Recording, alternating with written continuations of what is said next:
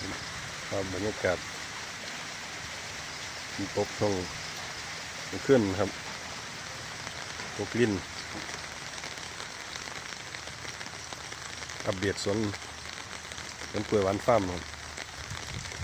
ภาพบรรยากาศครับถือว่าขั้นในแห่งเลยตกทั้งขึ้นครับ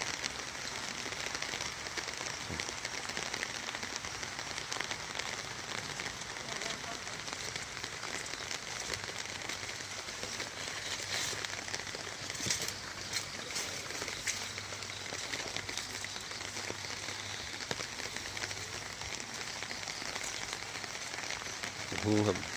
ท่านเตียครับมาจากบุรีรัมย์เลยครับอันนี้เป็นหญ้าในเปียมาปลูกครับเอามาแต่หม้อขอเลยครับแล้วมันก็บ่งามครับเพราะว่าดินมันบ่ค่อยดีครับถ้าเบื้องน้ำไม่ให้หน้าครับเอาเว้ยครับเขาครับงามนะครับแต่มันคือบ้านปุ๋ยไปเมื่อกี้ครับได้2-3 มื้อละบ้านปุ๋ยมันเขามาใส่เบ็ดนี่สบายเลยครับบางที่สูงๆนั่นเป็นพุ่นขิงว่าครับเอาไปใส่มันก็เลยงามกว่าหมูช่วงนี้ก็บ่งามนะครับเพราะว่ามันบ่ได้บ้านปุ๋ยแล้วเขาก็เรียนปุ๋ยคอกนะครับมันก็เลยธรรมชาติยังไงสารเคมีกับบ่มีหันเขาเรียนแต่ปุ๋ยเคมีอะไรก็ดินก็เสียนะครับ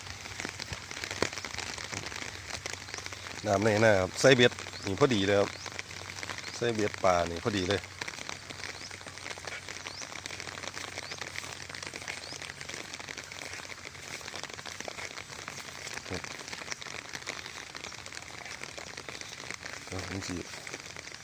มันหล่นแล้วครับ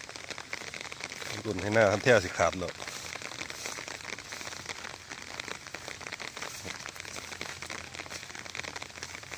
น้ำไหลแล้วครับน้ำหล่นแล้วน้ำหล่นทันแท้แล้วเลยลงไปหากันแล้วมันเพียงมันดันไปว่าอะไร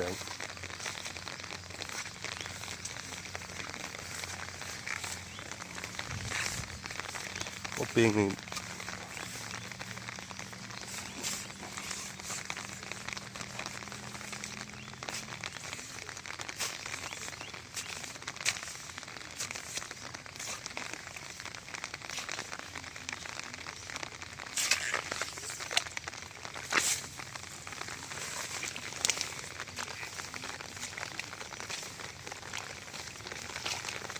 แล้วพอเพียงนะครับต้องเพียงคู่นี้ครับเพียงคู่นี้หน่อย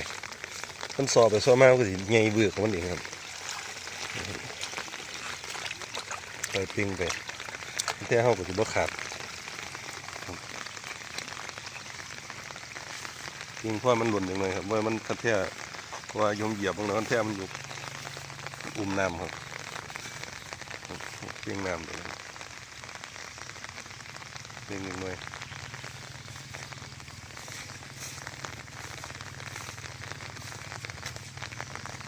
เนี่ยผมนี่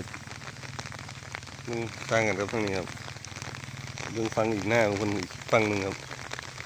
ครับนี่ของหน้าเพิ่นครับเป็นทางบ่มีเขา